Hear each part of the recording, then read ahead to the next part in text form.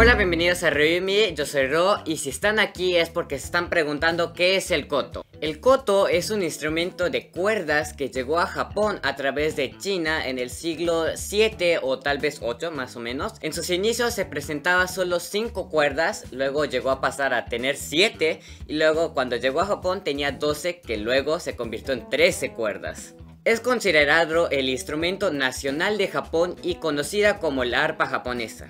El koto fue muy popular entre la nobleza del Japón antiguo. Se encuentra muchas veces presentado en la poesía y novelas de estos periodos como parte de la estética de la época. En ese momento, a una persona que sabía tocar bien el koto se le consideraba muy atractiva, ya que la interpretación reflejaba su belleza como persona.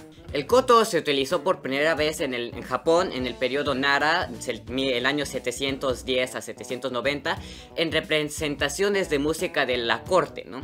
Hacia el periodo Heian, 700 a 1000, al año 1000, el koto se utilizaba para acompañar cantantes o canciones populares, mientras que durante el periodo medieval, años 1100 a 1300, se usó como instrumento solista y como acompañamiento de los cantos rituales budistas. A medida de que el koto crecía en popularidad como instrumento solista, se desarrollaron nuevos estilos musicales tradicionales, a veces incluyendo voces para este instrumento. En el periodo Edo, más o menos 1600 a 1800, el koto se convirtió en el instrumento favorito del comerciante. A lo largo de los años, los músicos contribuyeron a las mejoras e innovaciones de los instrumentos y el más conocido fue Yatsuhashi Kengyo, quien introdujo un nuevo estilo de música koto al que llamó Kumi Uta.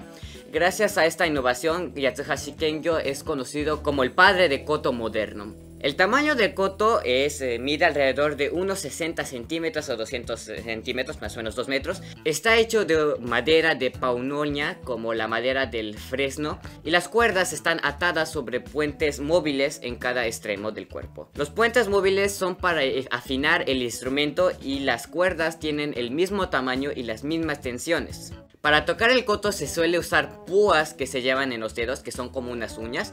En la mano derecha se llevan esas púas, mientras en la mano izquierda doblas las cuerdas para dar otros efectos de sonido. Al inicio, la mayoría de los intérpretes de koto eran personas ciegas porque no necesitaban una partitura y pues que toda la partitura estaba en su cabeza, ya se lo sabían de memoria, ¿no? Hoy en día el koto se toca en varias maneras, como instrumento solista en un ensamble de varios kotos, con shakuhachi, que es la flauta, o shamisen, que es como la guitarra japonesa, e incluso con ambos, entonces es todo junto. De cualquier manera, expresivamente, una interpretación de koto es una excelente forma de explorar la cultura japonesa y su música tradicional. Y bueno, ¿tú has escuchado ese instrumento? ¿Alguna vez lo has tocado? Cuéntanos en los comentarios. Y si quieres seguir descubriendo cosas de Japón con nosotros, te invitamos a que veas estos videos que te aparecen aquí al lado, que le des like a este video y que te suscribas a este canal. ¡Adiós!